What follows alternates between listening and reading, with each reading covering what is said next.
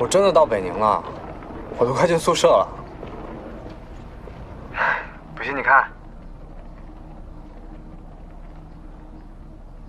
信了吧？我要进宿舍了。哎，大爷，早啊！早啊！哎，小蒋啊，你咋这么早回来了？寝室还在封着呢。那个，我已经跟学校打过招呼了。哎，行，好，那我先上去放行李。那行，然后回头再跟您下棋。哎，好吧，好嘞，好嘞。我到寝室门口了啊，看看里面有没有人。噔噔，没有人。你弟弟的床，我的床。唉，好寂寞呀。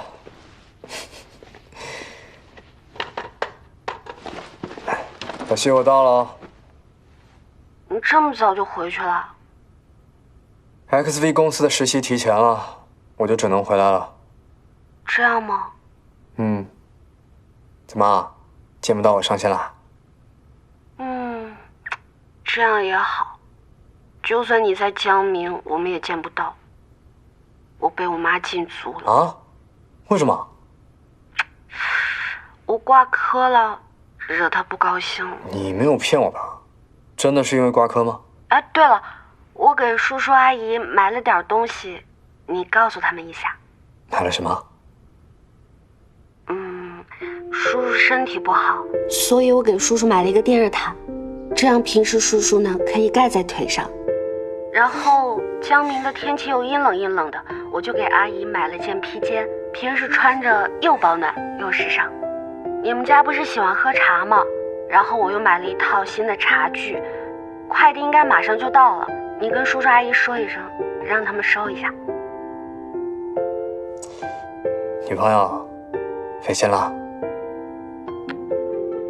毕竟我家那关，未来你功课会比较累，你就当是巴掌前的甜枣吧。小西，你把你下一个假期想要去的地方、想玩的列一张表格，我一定会努力做好一切准备。什么准备啊？娶你的准备。小西啊。